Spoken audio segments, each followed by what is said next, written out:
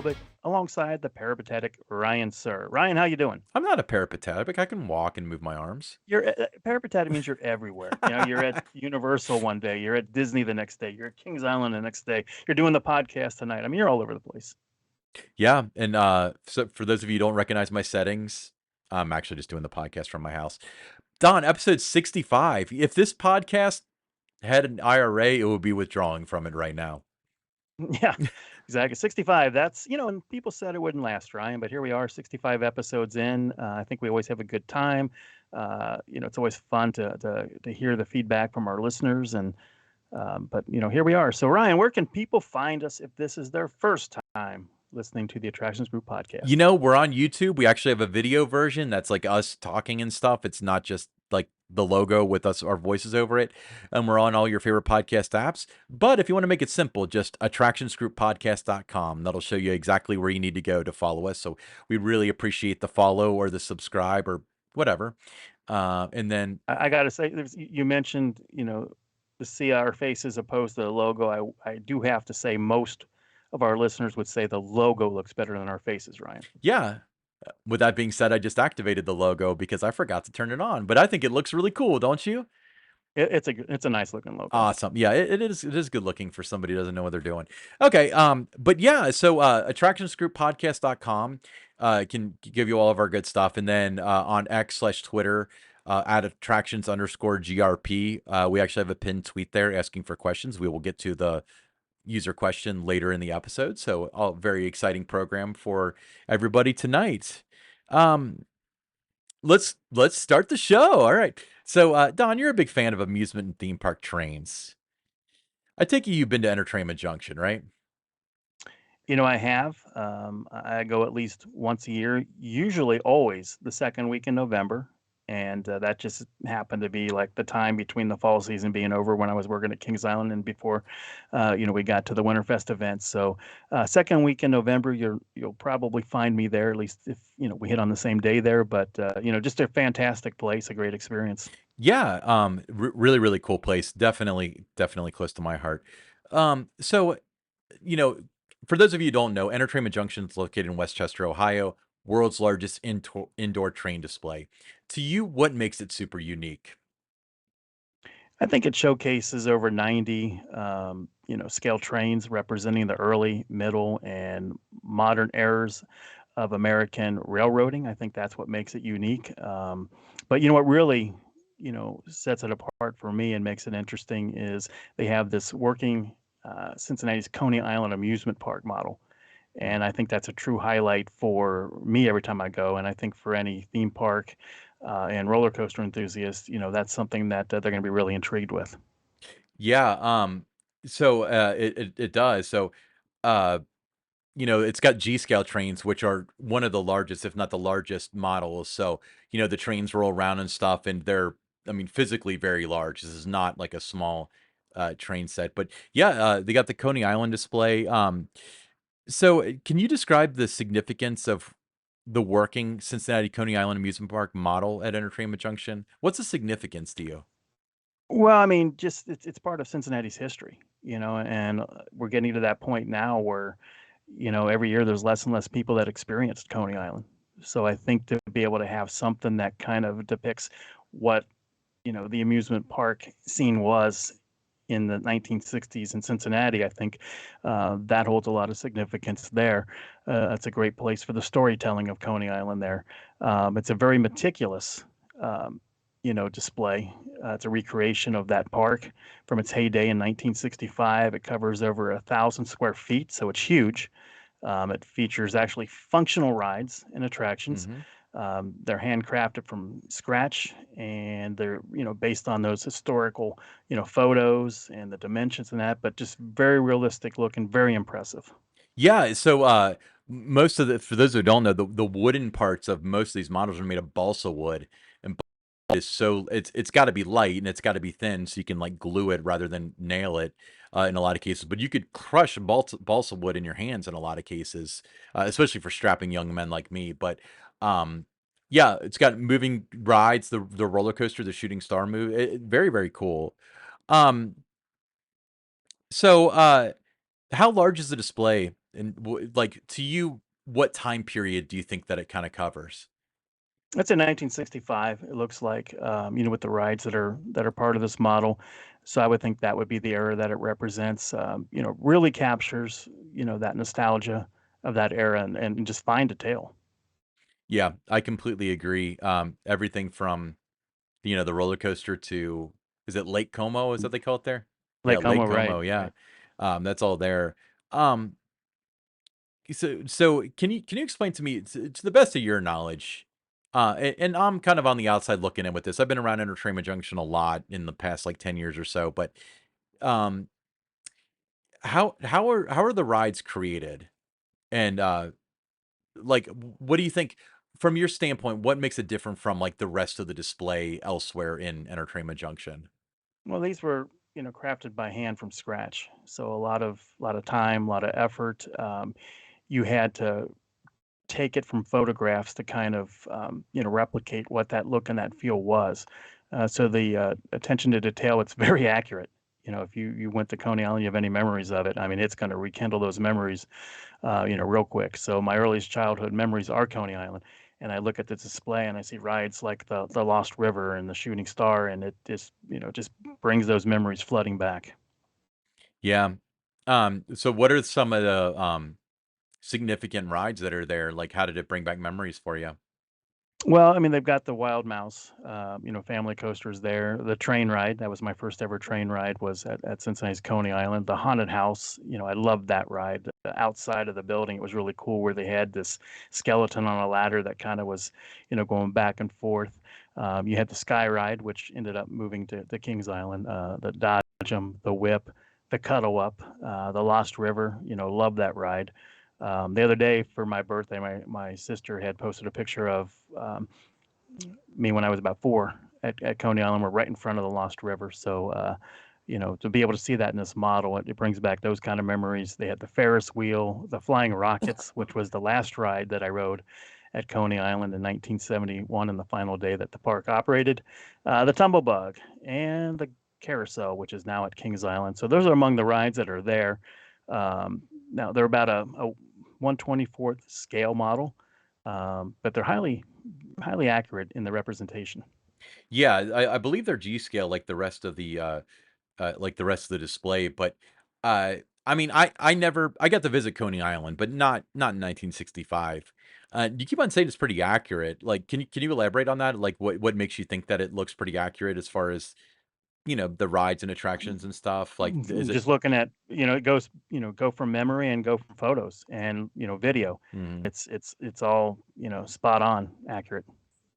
Yeah, and then so, the display itself, my understanding, and you can confirm or deny this, is there was as far as the placement of the rides are concerned, and for space constraints, there was a little bit of liberty taken as to where they go, and they had the streetcar go to it. The streetcar did not go to Coney Island. In fact, No, no, that did not. right. So that was a liberty taken. That helped it tie it in with the theme of Entertainment Junction because this is in the middle period. But so I remember at Coney Island, there was a T-shirt, and I didn't buy it, and I should have, and it was in the gift shop at the pool, Sunlight Pool, and it was an old ad, and it said, "Take the streetcar to the steamboat," and it had the Coney Island logo, and boy, do I wish I had bought that, but I didn't. Um, so yeah, there were a little bit of liberties taken, but as far as like the actual crafting of the rides and the design and stuff, it's really cool. And then on top of that, besides the actual display, do you remember what's behind you? Or am I gonna have to jog your memory? You're going to jog my memory on that because So I'm looking at the Coney Island piece of it. I'm not looking at what's around it. right, so right behind you, up there on that top mezzanine, there is another display, and it's designed like Coney Island's entrance. So, like, the entrance building where you drive in, and from there, you hit buttons and you can see videos and stuff, including, the audio of Ray Walk's, like, "Kings Island will be beyond your that speech that most people familiar with Kings Island would be familiar with, but, they had old, like, carousel tickets and stuff like that in there too, just a treasure trove of just fantastic stuff that's really, really cool. I should mention, and we haven't said this yet, but, the the display is interactive. So you hit these big buttons. When you hit the button, it makes the roller coaster go. It'll make the carousel go. And then next to everything, there is kind of like the carousel operated from 1926 until it was moved in 1971 and stuff like that. So if you want to know about Coney Island, good Lord, that's a good place to go, you know? Yeah, if you're ever thinking about doing a book project, go to Entertainment Junction and just push all those buttons. Yeah, and the people there could probably set you up with some good Coney Island historians because they most certainly consulted with some people um, with that. But um, so can you share some insights into the process of recreating the amusement park's historic features like Lake Como, Moonlight Gardens, Ohio River Gate, and Y- more?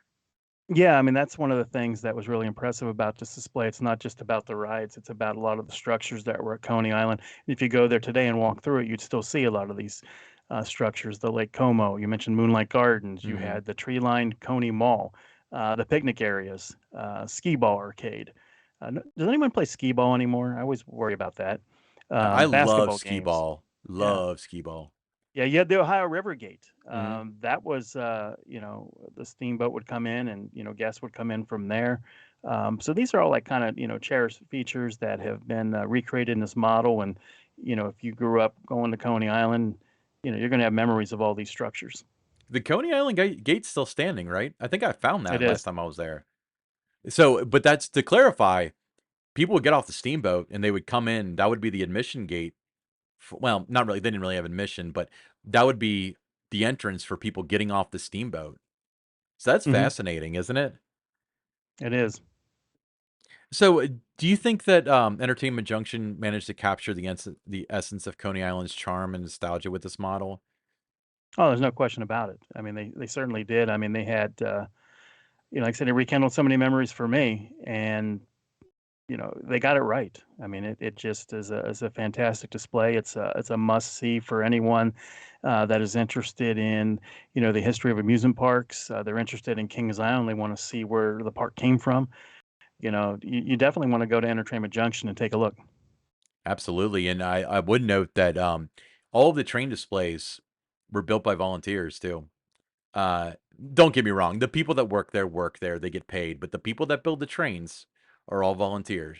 Build the train displays. I think they buy the trains, but they certainly repair a lot of trains and stuff. But very, very cool place.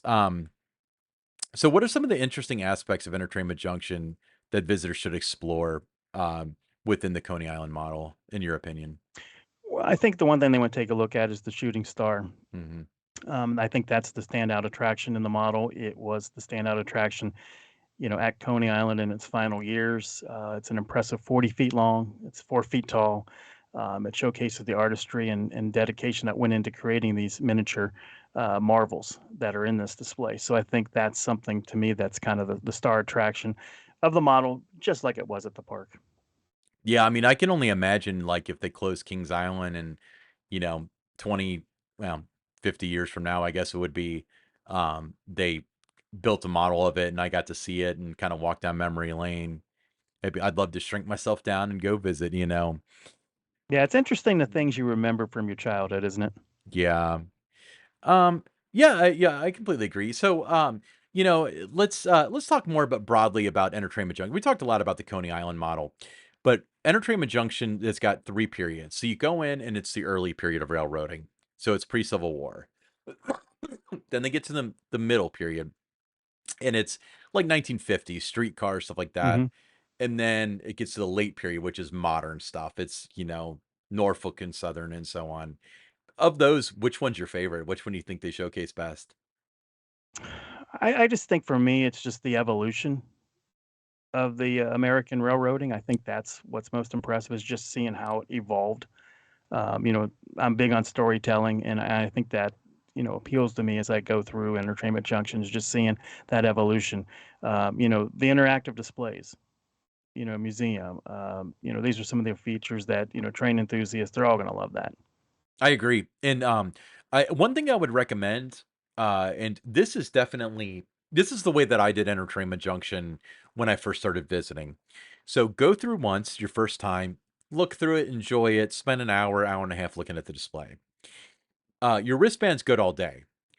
Go back through the admission window and ask them for the scavenger hunt. The scavenger hunt's looking for like 15 or 20 things within the display. They're all in Yeah, I've order. not done that. Well, I'm gonna have to do the that. cool part is you notice details that you never would have noticed before. Yeah. So very infamously, the owner, Don, great guy, by the way, not Don Helbig, a better Don, but he always likes to point out that there's like a homeless man taking a dump under the bridge. You have to like look a certain way to see it. There's actually another Easter egg in the early period. There is a barn and it's got the DeLorean from Back to the Future behind it. There's just stuff like that all the time. There's employees hidden in there in different places, but not just that. It's like you go through and you want to rush for some reason. Like I always rush through Y museums, and you don't want to do that. But you could. It makes you look into the buildings and stuff because there's stuff inside the buildings. But yeah, and they do a nice, Christmas event too there. That's worth checking out. oh yeah, the Christmas event, Christmas at the Junction. So what that is they do affect some of the stuff in the train display, of course. But their big thing is in they've got, this place that's you can get what they call a do it all ticket, and that covers pretty much everything that they have. But the do it all ticket gets you into what they call the Amazing Fun House. Now, the Fun House is so freaking cool. It's not just for kids. There's literally mazes in there. So one's a, curtain maze. So basically, it's just a bunch of curtains, and then, you're trying to go through, and then you hit like there's a wall behind those curtains and stuff. They've got a mirror maze. They've got one that's, like, space themed. They've got one that's, almost like a clown college kinda thing, where they've got, like, an Ames room, and an Ames room is one of those things where the room is shaped in a certain way in which if you stand next to a cutout, it looks like you're 5 feet shorter than it, even though you're, like, a foot and a half taller than it. It's hard to describe, but it's great for photos. But they also have, like, what they call a tilt room, which is also cool for photos. The whole room is tilted with everything. So you stand there at this awkward angle and it looks like you're like, dancing like Michael Jackson with your feet kicked back and stuff. But so in the Amazing Funhouse, they have the Christmas journey. And the Christmas journey is one of the coolest things they do. It's almost like it reminds me of like mall Santas from the 80s and 90s, where they have like animatronic reindeer. They've got snow that falls. They've got like classic like window displays from like 1950s storefronts. All these go through until you hit Santa. And then Santa will take a picture with you and stuff. But the cool part about their Santas is that they're specifically told, they request the North Pole for the children watching, that Santa spends extra time with people. So Santa will stop and have a conversation with all the kids. It's not like, what do you want? Okay, a bike. Let's take our picture. Okay, get the heck out of here. Santa will talk to people. Santa will interact with people. He'll really kind of bring the belief to people. They also do it in July for Christmas in July, by the way. So they have the Christmas display open for that. But in the expo center, which is a really big room where they have weddings and parties, and they build a haunted house in there during October. Um, they have this giant train display that's built on a mountain that's just covered in snow. One of the things, if you're Kings Island fans, I may or may not have had a hand in this a little bit, but there's a model Eiffel Tower that's about 4 feet tall that's got lights all over it that are pixel mapped, and it's got a skirt around it, and it looks a lot like a certain Eiffel Tower during Winterfest. Not going to say which Eiffel Tower it is, but that's set to music and stuff. It's just so cool. You got to go see it. EnterTRAINmentJunction.com, of course, is where you can find more information. Yeah, let me ask you this, when you're there and you're talking about taking time, some of the working models that they have with the trains, do you spend a lot of time just watching it, go through the course multiple times, or do you just kinda look at it, move on? Because for me, I'll stay there hmm minute. Yeah, so my instinct is always to go too fast. Um, One thing, especially as somebody that visits, like, I go about every 6 months now or so, is they're always building. So I'm always looking for something new. So that's really caused me to slow down. The volunteers are always building that next building or the next character or something. When last time I was there, they built a working revolving restaurant at the top of one of the mountains toward the end of the display. So yeah, I try to slow down. Yeah, but I like looking, like at the town and, just the different things around it. Like you talked about the restaurant and things. Mhm. But it also makes me, kind of regret that, growing up in that I did not, um, have the model train sets and things like that and build these things, at my house. I have some friends in that have done that and they're pretty impressive looking, in their garage or in their basement and that. So I kind of regret not doing that when the Mhm. opportunity was there to get into it. But that's why a place like Entertainment Junction is so valuable, for people like me that didn't do that. And then you can go and see these things on an even much, much larger scale than what you could build at your home. Yeah, and the thing that I want to get across to people that haven't been there is it's not like a giant table with a train display. This display's all around you. It's, 2 stories tall in some cases with trains going by, and they've got like a freaking mock-up of the Space Needle. Their modern period I don't think it's supposed to be Seattle, but it's pretty close. It's got Boeing and the Space Needle, so Hmm. perhaps it is Seattle. But it's very immersive, and, it's just so fun. If you have kids that love trains, it's perfect. If you're an adult that loves trains, it's also perfect. So I don't want you to think that it's just for kids. Little kids would wanna go every week. As an adult, you'd probably be more, once every 6 months, once every year, maybe visit for the celebrations and stuff, but it's definitely, something like if you like that stuff, you'll really appreciate. Even if you're not into that stuff, give it a go around. You'll really enjoy it. I just thought of an idea, Ryan. Mhm. In November, maybe we pick a Saturday. Yeah, Let's have an attractions group podcast meetup at Entertainment Junction. we can do that. So, if anyone's interested in it, let's do that. We'll do a attractions group podcast. Let's say slash Tower Topics because Tower Topics is more local to Cincinnati. But yeah, we can do that, and we can all walk through the display together and stuff. And I think they would appreciate that, and I would certainly love to show people that, especially for the first time. It'd be fantastic. Yeah, I think it would be a lot of fun, and just to meet some of our audience as well too, and they get a chance to meet us, and I think it'd be a fun day. I agree. Let's put it in the books. More to come.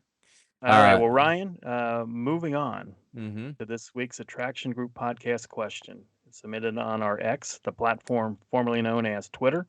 It comes from Flip, Vote, Freedom, Live Free, and it's for you. He says, at Ryan, sir, he wants to know, why does Cedar Fair have such bad apps and how would you improve them? Okay. Well, so Don did show me this question earlier today, but reminded me that our podcast, we try to keep around an hour. So I'm going to try to limit myself. I'm very passionate about the app stuff. I'm sure that regular listeners to the show would probably know that. But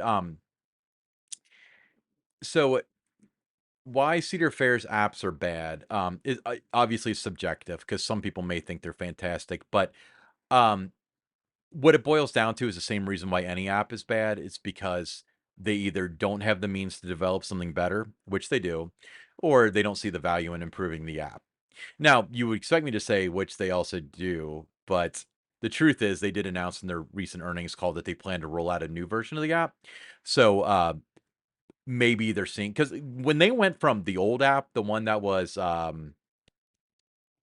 what's a ticket vendor that Cedar Fair used? Accesso. Accesso, yeah, the Accesso app. And they went to the current app, like, that was freaking that was Sputnik up to Neil Armstrong. That was a huge leap. And then so the new one might be really good. And we actually have an episode, I think it's episode 2, that's called Building the Perfect Mobile App, where we talk a lot about the features and stuff that we would add, like fantasizing about it. There are some things, and I would say that the model app right now, from a functionality standpoint, would be the My Disney Experience, the MDX app for Walt Disney World. Um, in pulling from the information that you have from there are certain things that I would probably build, like scaling it down for being reasonable for a seasonal park. The number one thing I would say is you want to have the mobile food ordering. That's the best part of the Disney app, the MDX. Um, the lines are always so long there. You can manage Genie Plus and stuff, but I'm not going to get into that. But the lines are always so long there for everything. The fact that you can order and then, "Okay, I'll be there in 15 minutes," and go pick it up. I can't tell you what I wouldn't give to have that at every park. You know, I think that's fantastic. I know that they're kinda dipping their toe in the water at least the Kings Island with having it at Hank's Burrito Shack. That's great. I'd love to see it rolled out to more places. They probably just need somebody locally to take ownership of that and really push for it. I would say improved, wait times. The wait times are not very accurate for their apps. So I would have a better way of doing that. Now, how to do that, I don't know. That would be something to ask like an operations person. But whatever they're doing just isn't accurate or doesn't update enough for it to have an extreme value. One thing that Don, I texted you about this earlier today. You open up the mobile app and there should be a splash, not a splash screen. I wouldn't want it to pop it up. It like shouldn't be an interstitial, but have it okay, today at the park. Park hours are 10 to 10. Here are the show times. This is what's going on. Just everything you need to know right there when you open the app. Have your latest tweet and then a link to your latest blog and then whatever other information you want to communicate, just open the app and it's there. If somebody wants to buy tickets or something, they can kind of like hunt for that because they're going to buy.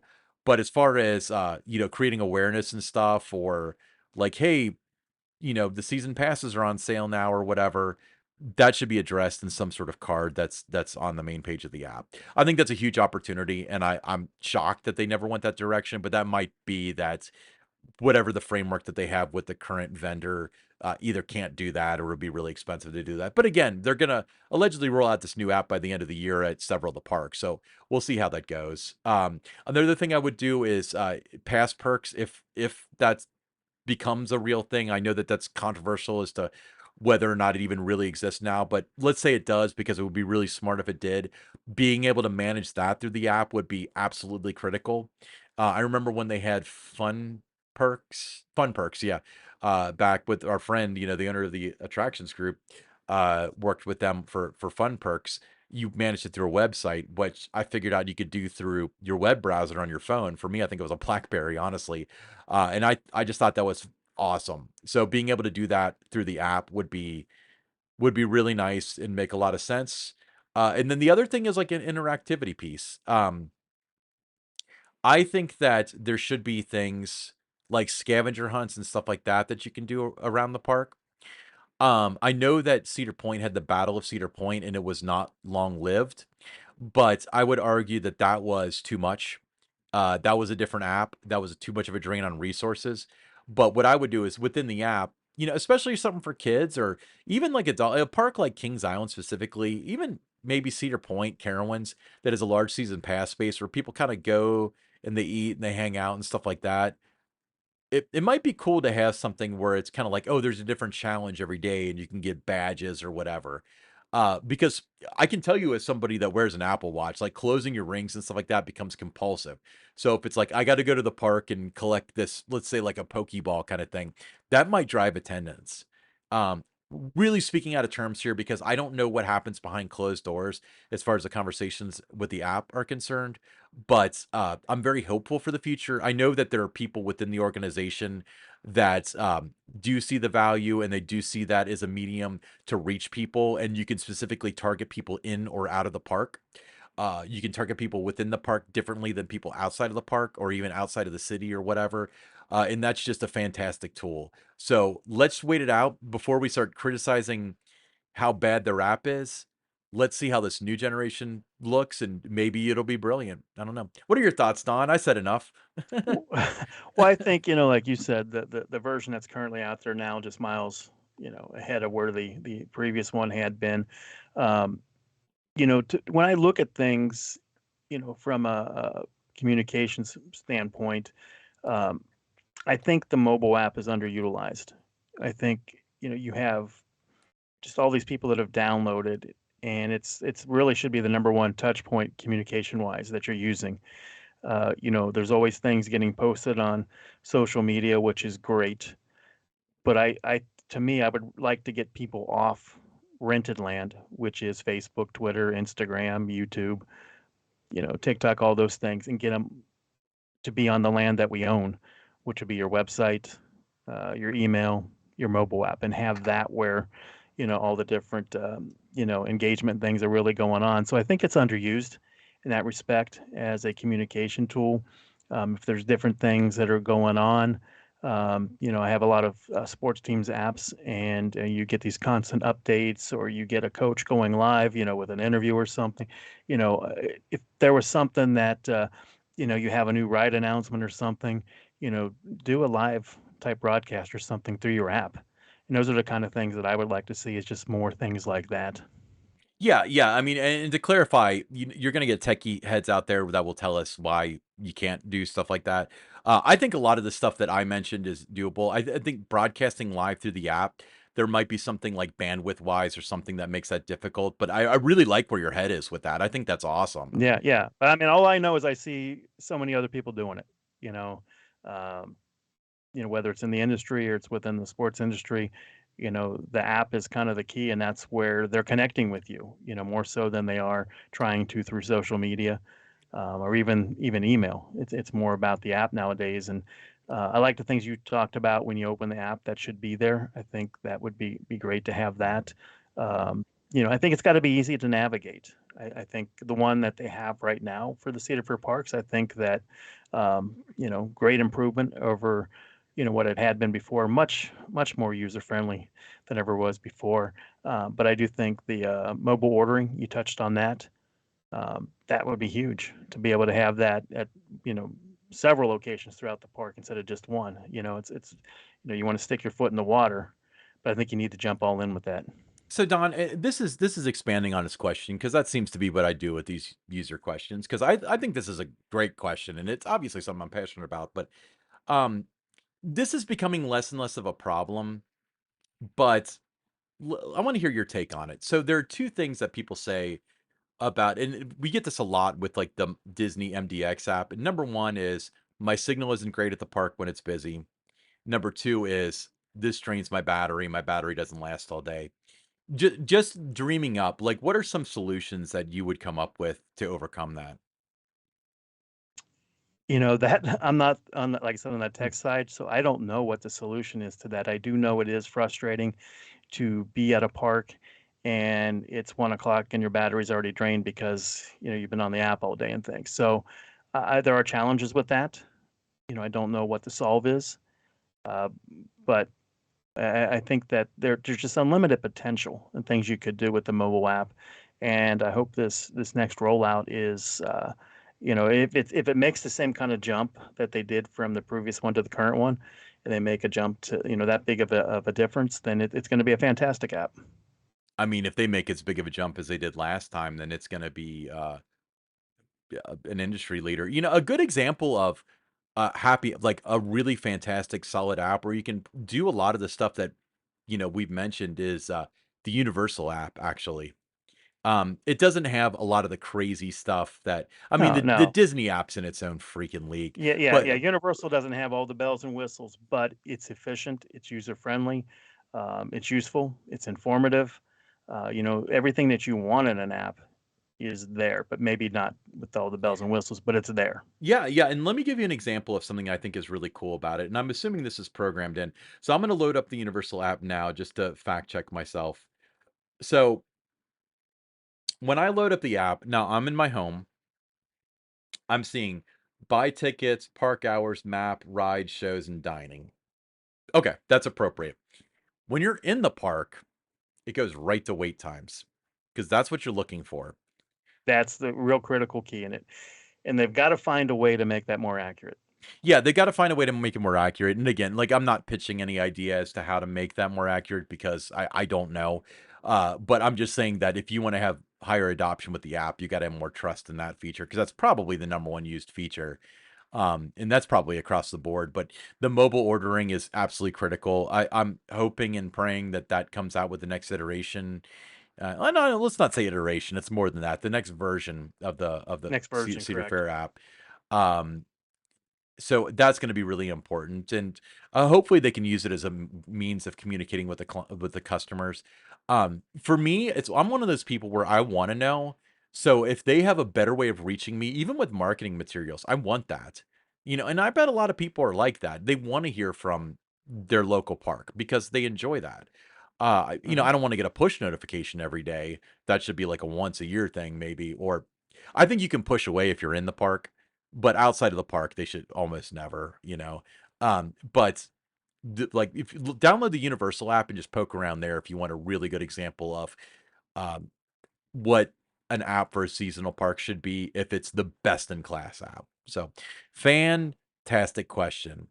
All right, so we're going to wrap up the Attractions Group podcast now, but we're not done. As we stated last week, we're splitting it up. So pick six is going to be in a different segment. We're going to upload them at the same time. So just keep listening, and hopefully your podcast player will just hop to the next one. But we'll see you next week.